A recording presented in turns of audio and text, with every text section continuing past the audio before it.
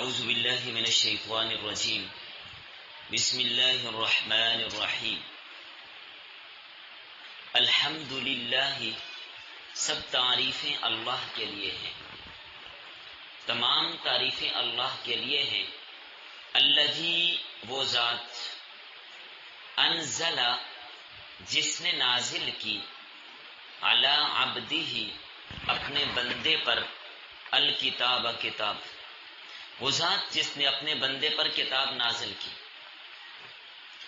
ولم یجعل لہ، اور نہیں رکھی، لہو، اس کتاب میں، عوجا، کوئی کجی، ٹیڑھا پن، کوئی کمی، کوئی عیب اس کتاب میں نہیں ہے۔ قیما، بالکل سیدھی ہے، یہ کتاب بالکل سیدھی ہے۔ لینذر، تاکہ وہ ڈرائے، بأسا شدیدا، بأس، گرفت، پکڑ، شدیداً، سخت، تاکہ وہ ڈرائے سخت پکڑ سے، سخت گرفت سے۔ من لدنہ، اللہ کی طرف سے، اللہ کی طرف سے جو سخت گرفت اور پکڑ آئے گی۔ ان بطش ربک لشدید، تیرے رب کی پکڑ بڑی سخت ہے، تاکہ اس سے ڈرائے۔ وَيُبَشِّرَ الْمُؤْمِنِينَ، اور تاکہ خوشخبری سنائے مؤمنین، ایمان والوں کو، جو مانیں گے، جو اس نبی کی بات کو مان کے چلیں گے، ان کو خوشخبری سنائے کہ ان کے لیے جنت ہے۔ الذین، وہ مومن، یعملون الصالحات، جو عمل کرتے ہیں اچھے۔ ہاں، صرف ایمان لا کے بس نہیں ہے، ایمان لایا تو بس چھٹی ہو گئی، نہیں، نیک اعمال بھی کرنے ہیں۔ وہ ایمان والے جو نیک اعمال بھی کرتے ہیں۔ ان لہم اجرا حسنا، بے شک ان کے لیے بدلہ ہے اچھا۔ انا، بے شک، لہم، ان کے لیے، اجرن، بدلہ ہے، حسنا، بہترین، عمدہ، اچھا۔ ماکثین فیہ، رہنے والے ہوں گے، فیہ، اس اجر میں، اس ثواب کی جگہ میں، اس جنت میں، ابداً، ہمیشہ۔ وَيُنذِرَ الَّذِينَ، اور تاکہ ڈرائے ان لوگوں کو، وَيُنذِرَ، اور تاکہ ڈرائے، الَّذِينَ، ان لوگوں کو، قالوا، جنہوں نے کہا، اتخذ اللہ ولدا، بنا لی ہے اللہ نے اولاد، اللہ نے بیٹا بنا لیا، ولد، بیٹا۔ ما لہم بہ من علم، نہیں ہے ان کے لیے اس کا کوئی علم، ما لہم، نہیں ہے، بہ من علم، انہیں اس بات کا کوئی علم نہیں ہے، ویسے ہی اللہ کی طرف منسوب کرتے ہیں کہ اللہ نے اولاد بنا لی۔ ولا لآبائہم، اور نہ ان کے باپ دادا کو معلوم ہے۔ کبرت کلمتن، بڑی ہے بات، کبرت، بڑی ہے، کلمتن، بات، تخرج، جو نکلتی ہے، جو نکلتی ہے، من افواہہم، ان کے منہوں سے، یہ ان کے منہ کی باتیں ہیں، حقیقت کوئی بھی نہیں ہے اس بات کی۔ کون سی بات؟ ان یقولون، نہیں کہتے، الا کذبا، مگر جھوٹ، یہ اللہ پر جھوٹ بولتے ہیں کہ اللہ نے اولاد بنا لی، اس کو اولاد کی کیا ضرورت ہے۔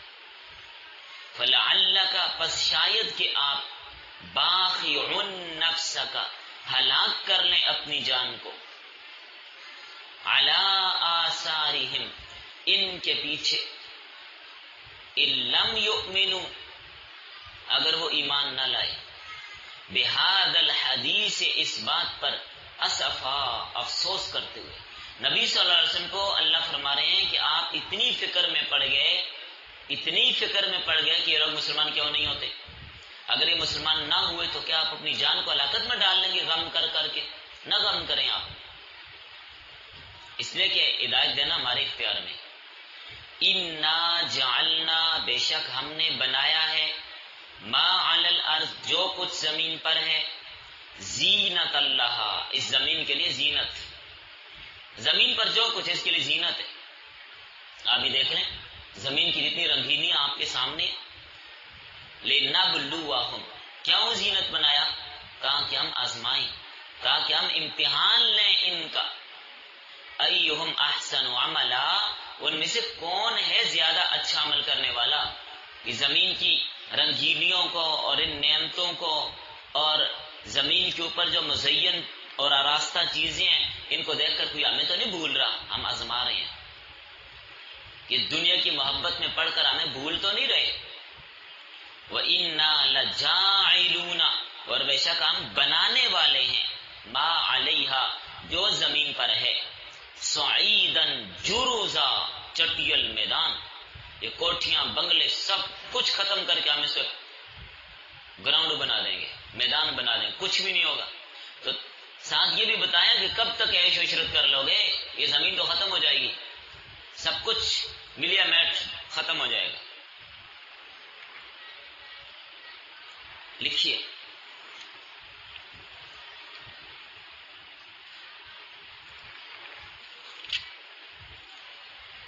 اس سورت کا نام سورت الکہف ہے۔ وجہ تسمیہ اس کی، کہف کہا جاتا ہے غار کو، تو اس صورت میں اصحاب کہف کا ذکر ہے، غار والے جو اپنا ایمان بچانے کے لیے بھاگ گئے تھے، غار میں جا کر پناہ لی تھی، ان کا تذکرہ ہے۔ اسی مناسبت سے سورت کا نام سورت الکہف ہے۔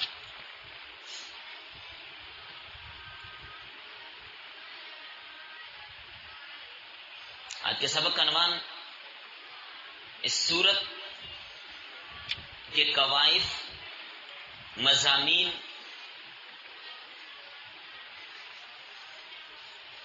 اور نبی صلی اللہ علیہ وسلم کو تسلی اور اس زمین کی ناپائیداری کو بیان کیا جائے گا۔ سورت کے قواعد میں پہلی بات یہ سمجھیے، ترتیب قرآنی کے اعتبار سے سورت الکہف کا نمبر 18 ہے اور ترتیب نزولی میں اس کا نمبر 69 ہے۔ جائے نزول ہجرت سے پہلے نازل ہوئی اور مکی دور کے اواخر میں نازل ہوئی۔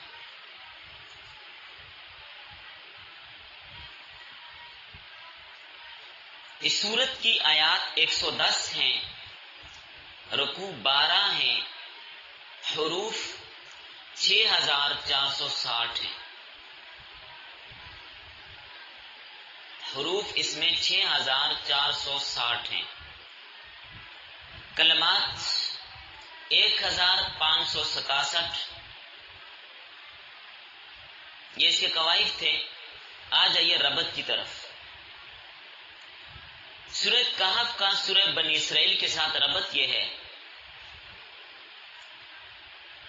آپ نے پڑھا تھا یسألونک عن الروح قل الروح من امر ربی کی تفسیر میں چند دن قبل ہی۔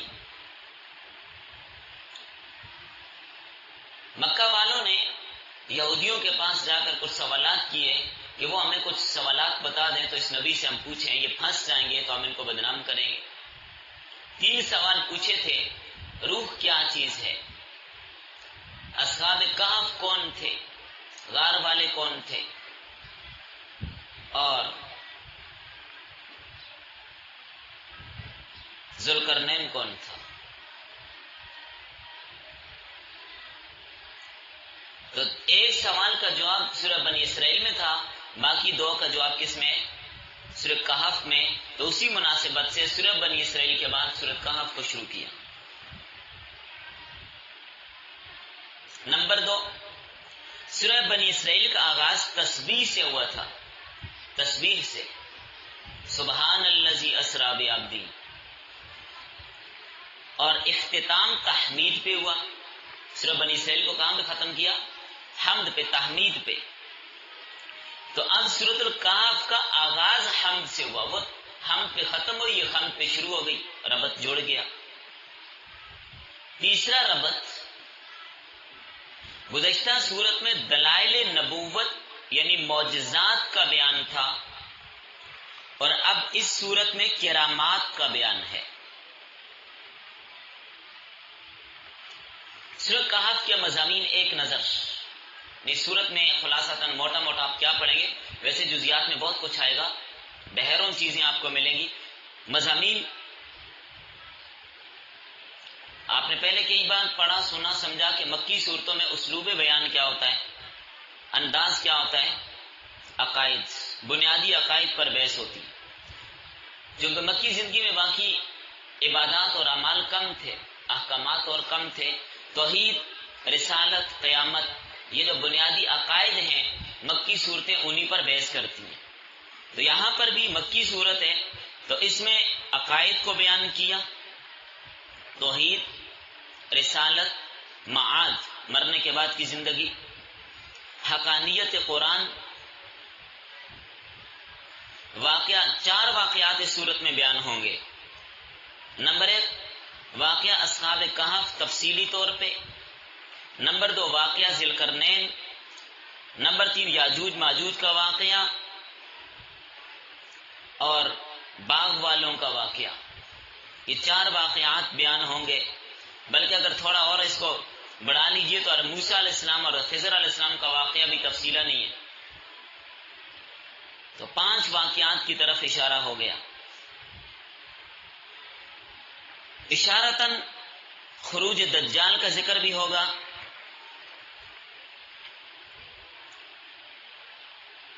اس صورت میں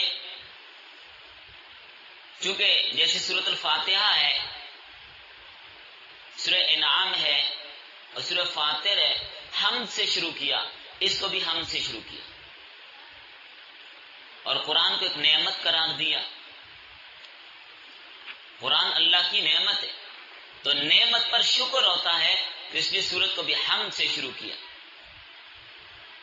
تو حقانیت قرآن، نزول قرآن کا تذکرہ جو آج کے سبق میں آپ نے ترجمہ پڑھ لیا. اللہ تعالیٰ کی صفات کمال اور صفات جلالیہ کو بیان کیا، قضاء اور قدر کے مسائل کو بیان کیا. تقدیر کا مسئلہ اہم ترین مسئلہ، یہ بھی فرشتوں کی اور عالم بالا کی تفسیر بیان کی، انسان کو مکلف بنانے والے قوانین بیان کیے، انسان کس سے مکلف بنتا ہے،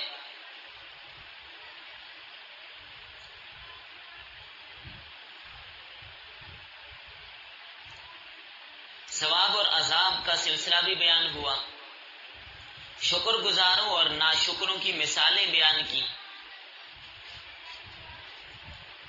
خلاصہ اس صورت کا یہ ہے کہ انسان کی کامیابی کا دار و مدار اللہ سے تعلق جوڑنے میں ہے. انسان کی کامیابی کا دار و مدار کس پہ ہے؟ اللہ سے تعلق جوڑنے میں.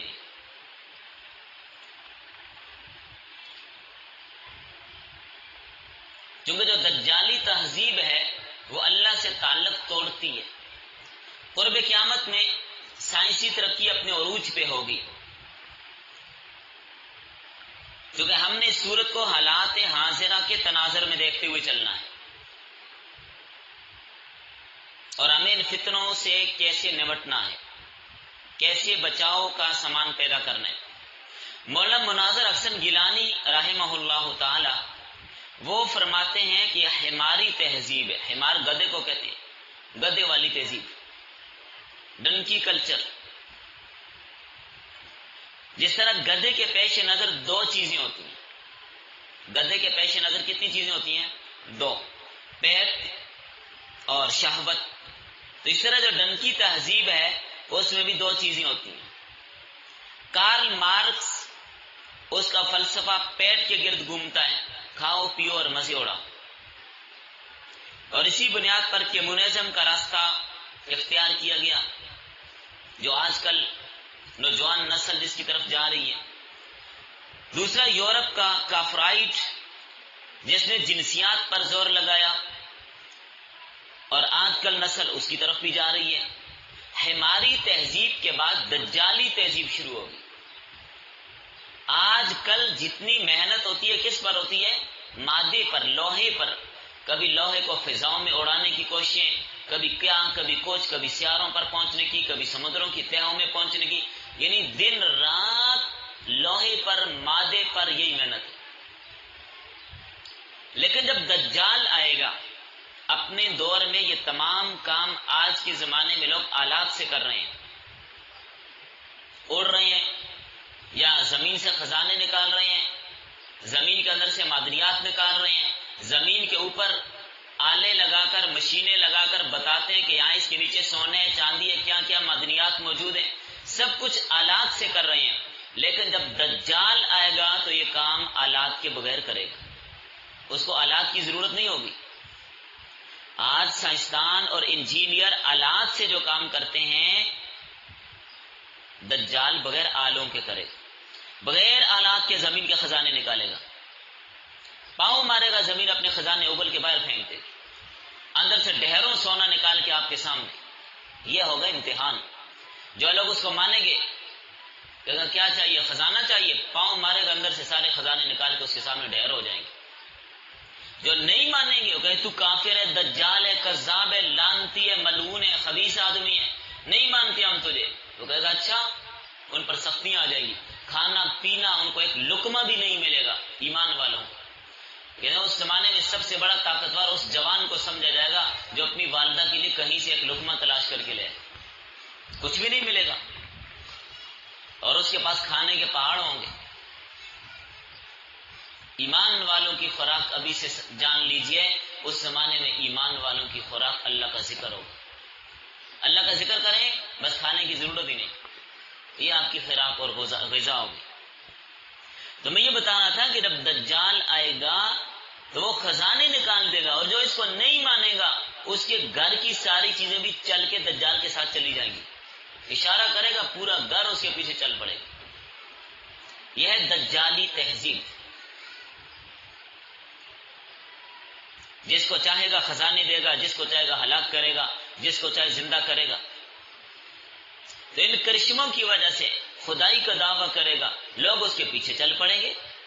تو آج کل زمین سے معدنیات نکالنے کے لیے کتنی مشینیں، کتنے آلات اور کتنی ضرورت پڑتی ہے، کیا کچھ لگایا جاتا ہے، سونا چاندی اور یہ چیز نکال رہے ہیں، یہ نکال رہے ہیں. لیکن دجال یہ کام آنن فانن ایک لمحے میں کر دے گا. اللہ نے اس کو استدراجی طاقتیں دی ہوں گی. بہرحال یہ تو ساتھ ساتھ لے کر اس موضوع کو چلیں گے. آگے چلیے. سورت کے فضائل.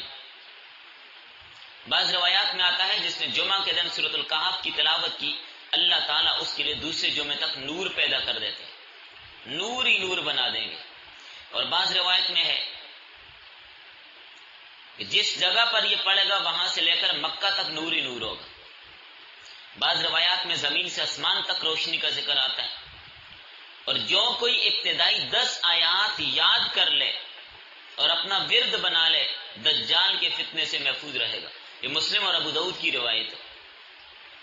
اس سورت کی پہلی 10 آیتیں جمعرات تک آپ لوگ یاد کر لیں، یہ آپ کے سبق کا حصہ ہے.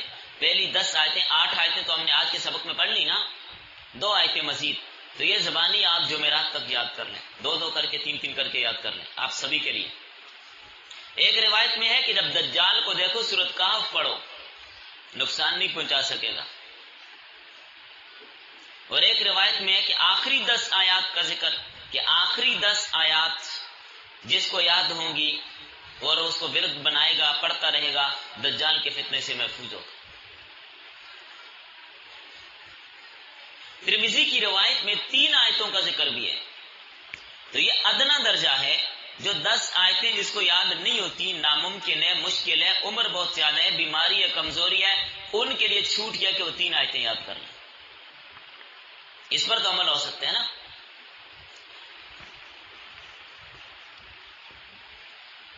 بہرحال اس سورت کی ابتدا ہی میں اللہ تعالیٰ نے اپنی سب سے بڑی نعمت کا ذکر کیا، قرآن کریم جو سب سے بڑی نعمت ہے.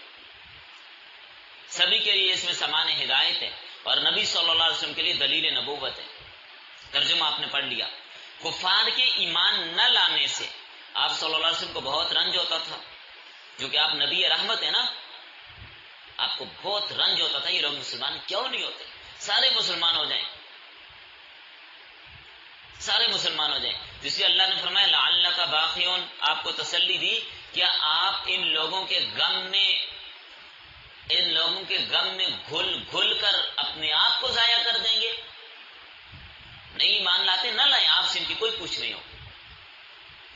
اگر اہل دنیا کو جو غفلت کا شکار ہیں انہیں تنبیہ کی کہ دنیا چند روزہ ہے، اس کی وجہ سے اللہ تعالیٰ سے غفلت اختیار نہ کرو.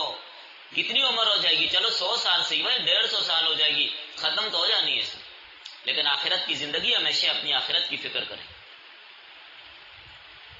فرمایا یہ کتاب قرآن مجید ظاہری اور باطنی کجیوں کو ختم کرنے کے لیے، ٹیڑھا پن ختم کرنے کے لیے. تو جو قرآن سے جڑے گا، قرآن کو سمجھے گا، پڑھے گا، اس کی زندگی سے کجیاں ختم، اس کی زندگی سے غفلت ختم، اس کی زندگی سے اللہ سے دور کرنے والی باتیں اور نافرمانیاں ختم. تو اس لیے قرآن کے ساتھ جڑ جائیں. اور فرمایا اس میں کوئی عیب نہیں ہے. ہاں، جن کی عقل میں فطور ہو اس کو عیب نظر آئے گا، ورنہ اس میں عیب کوئی بھی نہیں ہے. وہ جو بھینگا ہوتا ہے نا، اس کو ایک چیز کے دو نظر آتے ہیں. فرمایا یہ کتاب قیم ہے، قیم لی. قیم کا معنی کیا ہوتا ہے؟ بالکل سیدھی، بالکل درست، راستی، استقامت سے موصوف ہے. قیم، محکم، اختلاف سے پاک، نگران، محافظ، یہ سارے قیم کے معنی ہیں. اہل ایمان کے لیے خوشخبری ہے، اجرن حسنا. اہل ایمان کے لیے جو نیکی کا کام کریں گے، اچھے اعمال کریں گے، ان کے لیے بہت عمدہ اجر ہوگا. کم از کم ایک نیکی پر 10 گنا اجر ملتا ہے. ایک سبحان اللہ پڑھا تو گویا 10 بار پڑھا. ایک نیکی کا کم از کم بدلہ اللہ 10 نیکی دیتے. کہتے ہیں رابعہ بصریہ کے پاس 10 روٹیاں آئیں، پہلے 8 آئیں، فرمائی ہماری نہیں ہے. پھر 9 آئیں، انہوں نے فرمایا یہ بھی ہماری نہیں ہے. 2-3 بار کوئی نہ کوئی لے کے آتا رہا، ہماری نہیں. بعد میں باندی نے پوچھا کہ محترمہ بات کیا ہے؟ فرمانے لگی میں نے 1 روٹی صدقہ کی ہے تو اللہ نے عوض میں 10 کا وعدہ کیا نا، 10 آنی چاہیے. انہوں نے کہا محترمہ اصل بات یہ کہ مجھے بھوک لگی تھی، 1 میں نے کھا لی، آئی 10 ہی تھی. سمجھا کیا بات؟ تو ایک نیکی کا صلہ اللہ 10 گنا دیتے ہیں. یہ کم از کم ہے. اور جو اللہ کے راستے میں نکل کر جو نیکی کی جاتی ہے اس کا 700 گنا اجر ہے. آپ سبھی لوگ یہاں اپنے گھروں سے چل کر یہاں پر پڑھنے کے لیے آئیں تو یہ اللہ کے راستے میں آپ جب گھر سے نکلے تو آپ کے پاؤں کے نیچے فرشتوں نے پر بچھائی تھی، اور جب تک آپ آئے ہوئے تو آپ کے لیے ہر چیز دعائیں بھی کر رہی ہے. تو اب آپ دیکھیں آپ کے پاؤں کے نیچے فرشتوں نے پر بچھائے ہیں. نظر آئے آپ کو؟ ایمان بالغیب ہے نا، اللہ کے رسول نے بتا دیا تو ہمیں ایمان ہے، نظر تو ہمیں نہیں آتا. دونوں نعتیہ لوگ پاؤں کے نیچے پھول ڈالتے ہیں. کوئی قرآن پڑھنے کے لیے آتا ہے، اللہ کے فرشتے پاؤں کے نیچے اپنے پر بچھاتے ہیں، نورانی مخلوق. تو آپ لوگ اللہ کے راستے میں دین کے لیے آئے ہیں، قرآن پڑھنے سیکھنے کے لیے آئے ہیں، تو اب آپ کی ایک نیکی کا اجر 700 گنا ہے. آپ ایک بار سبحان اللہ پڑھیں، ایک آیت پڑھیں تو سمجھیں 700 آیتیں پڑھنے کا ثواب آپ کو ہوگا. اور ترجمے اور تفسیر کے ساتھ ایک آیت کا سیکھنا 1000 نفل پڑھنے سے زیادہ ثواب ہے. اب اس کو 700 سے ضرب دے دیں تو 7000 نفل، اور اس نہیں بلکہ اس سے بھی کہیں زیادہ چلیں گے.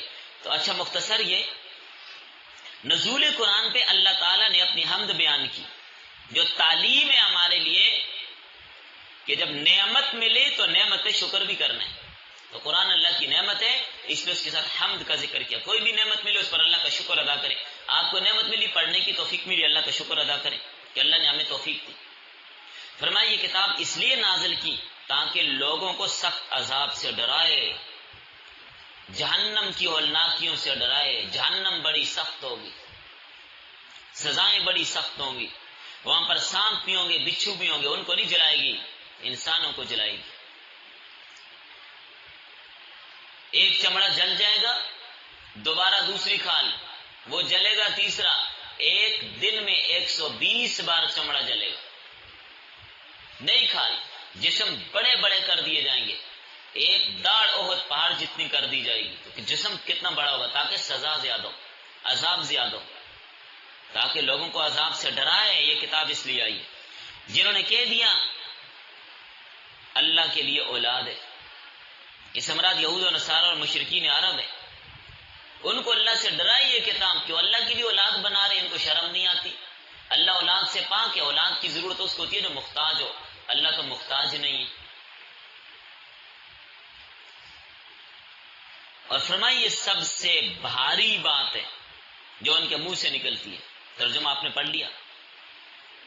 قریب ہے کہ آسمان و زمین پھٹ جائیں، پہاڑ اپنی جگہ سے ہل جائیں. دوسرے مقام پر فرمایا تکاد السماوات یتفطرن منہ وتنشق الارض وتخر الجبال هدا ان دعوا للرحمن ولدا. اتنی سخت بات انہوں نے کی، زمین پھٹ جائے، پہاڑ اپنی جگہ سے ہل جائیں، آسمان ریزہ ریز ہو جائے. اللہ کے لیے اولاد بنا رہے ہیں. اللہ اولاد سے پاک ہے، اس کو اولاد کی کیا ضرورت ہے؟ وہ اولاد سے پاک ہے. فرمایا ابن آدم مجھے گالیاں دیتا ہے، ابن آدم مجھے گالیاں دیتے ہیں، حالانکہ اس کو مناسب نہیں کہ مجھے گالی دے. حدیث قدسی ہے یسبنی ابن آدم ولم یکن لہ ذالک. اس کے لیے مناسب نہیں کہ مجھے گالیاں دے، میں تو اس کا خالق ہوں، مجھے گالیاں دیتا ہے. یہ کیا گالیاں دیتے ہیں؟ یدعو لی ولدا، میری طرف اولاد کی نسبت کرتا ہے. اللہ اولاد سے پاک ہے. عیسائیوں کا نظریہ تھا خدا تین ہے، باپ بیٹا روح القدس. تین فرقے عیسائیوں کے، یعقوبیہ، نستوریہ، ملکائیہ. ایک کا نظریہ اللہ تعالیٰ حضرت عیسیٰ میں حلول کر گئے. دوسرے کا نظریہ کہ خدا تین ہے، ایک حضرت مریم، ایک اللہ تعالیٰ اور ایک حضرت عیسیٰ. تیسرے کا نظریہ حضرت عیسیٰ اللہ کے بیٹے ہیں. سب کا نظریہ باطل، جھوٹ. اللہ کی اولاد نہیں ہے، اللہ اولاد سے پاک ہے. اگر بیٹے کو خدا مانیں گے اور خدا کا بیٹا مانیں گے تو بیٹا بھی خدا ہوگا یا نہیں ہوگا؟ خدائی اختیارات اس کے پاس ہیں یا نہیں؟ اگر نہیں لے سکتا پھر اس کو تم خدا کیسے مانتے ہو؟ تو خود محتاج ہوا وہ خدا کیسے ہوا؟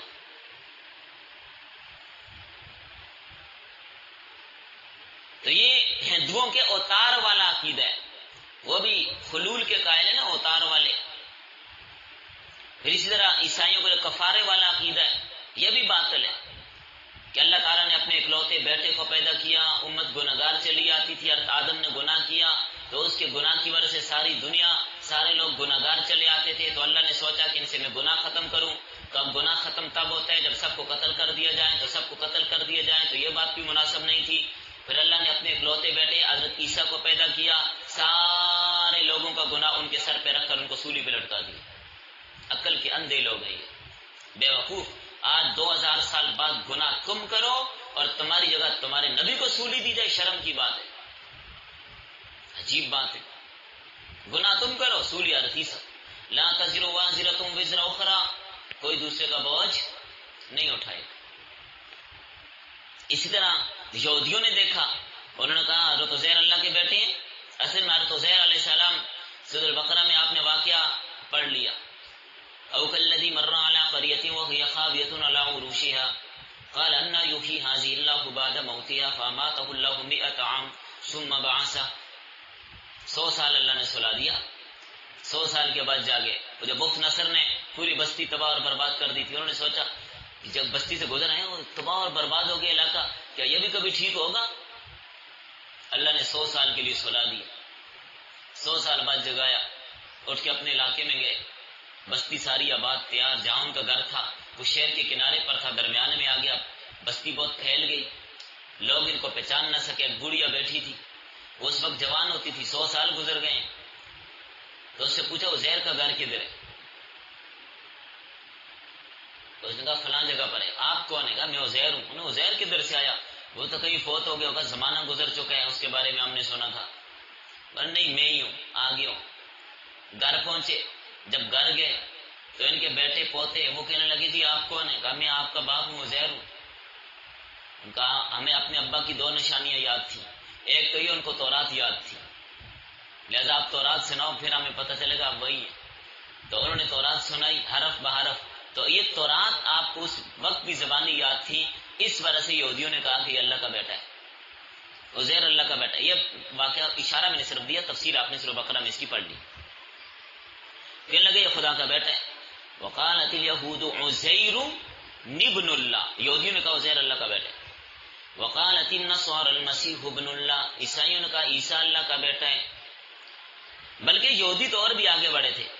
نحن ابناء اللہ واحباؤہ، یہودیوں نے کہا ہم خود اللہ کے بیٹے ہیں، ہم سارے اللہ کے بیٹے اور اللہ کے محبوب ہیں. سورۃ بقرہ میں ان کے جوابات گزر گئے، تفسیراً آپ نے پڑھ لی. اور ادھر مشرکین مکہ یہ عجیب لوگ تھے. اپنے آپ بیٹی پیدا ہوتی کیا کرتے تھے؟ وَإِذَا الْمَوْءُودَةُ سُئِلَتْ بِأَيِّ ذَنبٍ قُتِلَتْ، زندہ درگور کر دیتے تھے. بچی پیدا ہوتی ہے اس کو زمین کے اندر دفن کر دیتے تھے. آج بھی مکہ میں وہ جگہ موجود ہے جہاں پر انہوں نے زمانہ جاہلیت میں بچیوں کو زندہ درگور کیا، احاطہ لگایا ہوا اس کو. اچھا، لیکن اللہ کی طرف منسوب کرتے تھے وَيَجْعَلُونَ لِلَّهِ الْبَنَاتِ، فرشتے اللہ کی بیٹیاں ہیں، فرشتے اللہ کی بیٹیاں. اللہ نے کئی مقامات پر اس کے جوابات دیے. ابھی جوابات کی طرف ہم نہیں جا رہے، وہ آپ نے کئی سارے مقامات پہ پڑھ لیا، نہیں تو آگے آ جائے گا، آپ اس کو پڑھتے رہیں گے. کیا تم دیکھ رہے تھے اللہ نے ان کو بیٹیاں بنایا؟ تو خلاصہ کلام یہ اللہ اولاد سے پاک ہے، اس کی اولاد نہیں. اولاد اس کے ہاں ہو سکتی ہے جو جسم ہو، جسم، اور اللہ جسم سے پاک ہے. اجزاء اور لا تتجزا سے مرکب ہو اور اپنی ترتیب اور ترکیب دینے والے کا محتاج ہو، اس کی اولاد ہوتی ہے، جبکہ اللہ کسی کا محتاج نہیں. اور فرمایا ان باتوں میں سے جو اس طرح کی باتیں کرتے تھے، ان کی ان باتوں سے نبی صلی اللہ علیہ وسلم بہت پریشان ہوتے تھے، رنج ہوتا تھا. تو آپ صلی اللہ علیہ وسلم کی تسلی کے لیے فرمایا کہ شاید آپ ان کے پیچھے اپنی جان کو ہلاک کر دیں گے. ایمان کیوں نہیں لاتے؟ مطلب یہ ہے کہ آپ اتنا غم نہ کریں، یہ دنیا دارالامتحان ہے، ختم ہو جانے والی ہے. یہ دنیا کی آرائش، دنیا کی زیبائش، دنیا کی رنگینیاں، دنیا کی رونقیں، یہ ختم ہو جائیں گی. اور ان سے مقصود آزمائش ہے. اللہ امتحان لے رہا ہے کہ دنیا میں ہم نے ان کو بھیجا کہ جا کر میری عبادت کرو. وما خلقت الجن والانس الا ليعبدون، جن اور انسانوں کو اپنی عبادت کے لیے پیدا کیا نا، دنیا میں ان کو اس لیے بھیجا کہ میری عبادت کریں. یہ جا کر دنیا کی رنگینیاں دیکھ کر یہیں پر پھنس تو نہیں جاتے، دنیا کی محبت کو دل تو نہیں دے بیٹھے، دنیا پر فریفتہ تو نہیں ہو گئے. فرمایا اگر ہو بھی گئے، دنیا کی محبت میں پڑ بھی گئے تو کیا ہوگا؟ ہمیشہ تو نہیں رہے گی. اس کی زیب و زینت ایک دن ختم ہو جائے گی. ہم اس کو چٹیل میدان بنا دیں گے. سب تیس نیس، یہ کوٹھیاں، یہ محلات، یہ پہاڑ، یہ خوبصورت باغات، یہ فصلیں، یہ جنگل، سب کچھ ہم ختم کر کے چٹیل میدان بنا دیں گے. مغرب سے لے کر مشرق تک چٹیل میدان ہوگا. اگر کوئی وہاں سے انڈا یا گیند رکھے دوسرے کونے میں پہنچ جائے گی. یہ اس کے ناپائیدار ہونے کے عقلی دلائل پیش کی کہ ناسمجھ، بے وقوف اور بے عقل ہیں وہ لوگ جو اللہ کو چھوڑ کر دنیا کی محبت میں مگن ہو گئے. اللہ کو بھول گئے، اپنی آخرت کی فکر کو بھول گئے. ہاں دنیا میں رہیں، ٹھیک ہے، اس کے ساتھ رہنا ہے، نباؤ ہے، لیکن دنیا کی محبت میں یوں گرفتار ہو جانا کہ اللہ کو بھول جانا. نماز کا وقت ہے، اذان کا وقت ہے، تب بھی دنیا کے کاموں میں دندوں میں لگا ہوا ہے، اللہ کو بھولا ہوا ہے. یہ غافل اور بے وقوف ترین انسان ہے. دنیا ختم ہونے والی ہے، ناپائیدار ہے.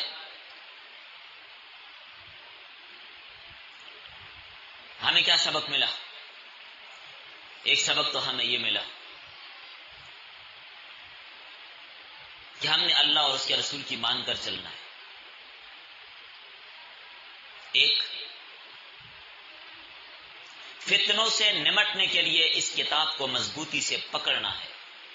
دو، فتنوں سے نمٹنے کے لیے اس کتاب کو مضبوطی سے پکڑنا ہوگا، اس کے بغیر فتنوں سے بچ نہیں سکتے. اور پھر جن چیزوں سے ہمیں ڈرایا ہے ان سے ڈر جانا چاہیے. جن کی خوشخبری دی ہے وہ خوشخبری والے عمل کرنے چاہیے. اور ہمیں جو چوتھا سبق ملا وہ یہ ملا، صرف ایمان کا دعویٰ نہیں کرنا، اعمال بھی کرنے. ایمان کا دعویٰ ہی نہیں کرنا کہ میں مسلمان ہو گیا ہوں، ساتھ اعمال صالحہ بھی کرنے، نیک اعمال بھی کرنے، تب پتہ چلے گا مومن. یہ بھی سبق ہمیں اس سے ملا. اور ایک سبق ہمیں اس سے یہ ملا، یہ جو آیت آپ نے پڑھی ہے فَلَعَلَّكَ بَاخِعٌ نَفْسَكَ عَلَىٰ آثَارِهِمْ إِن لَّمْ يُؤْمِنُوا بِهَٰذَا الْحَدِيثِ أَسَفًا.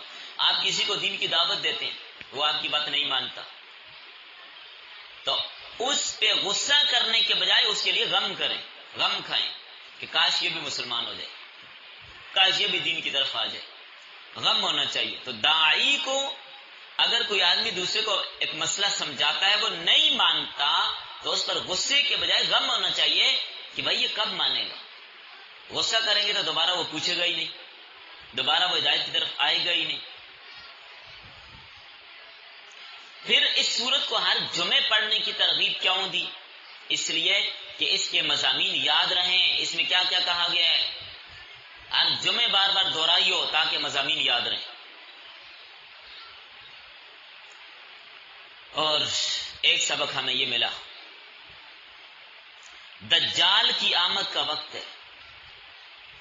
جوں جوں وقت قریب ہوتا جائے گا دنیا کی رنگینیاں اور بڑھتی جائیں گی. تو لہذا ہم نے ان رنگینیوں میں مبتلا ہو کر اللہ کو بھولنا نہیں ہے. اور ایک بات جو مرکزی مضمون ہے, ایمان اور مادیت کی کشمکش. ایمان اور مادیت کی کشمکش ہمیشہ سے ہے اور چل رہی ہے اور چلتی رہے گی. مومن کے لیے راہ نجات اللہ اور اس کے رسول کی فرمانبرداری میں. یہ آج کے سبق کا مختصر سا خلاصہ میں نے عرض کر دیا اور سبق بھی ہو گیا الحمدللہ. تو ان آیات کا ترجمہ آپ یاد کر لیجئے اور جو موٹی موٹی بات ہے اس کو بھی اپنے پاس جو نوٹ کیا ایک نظر اس کو دوبارہ دیکھ لیجئے گا. باقی کل سے اصحاب کہف کا واقعہ اگلی آیات میں شروع ہو رہا ہے. اس سے قبل آپ ابھی سے شروع کر لیں کہ اس کی ابتدائی 10 آیتیں یا آخری 10 آیتیں یاد کر لیں, جو آسان لگتی ہیں وہ یاد کر لیں.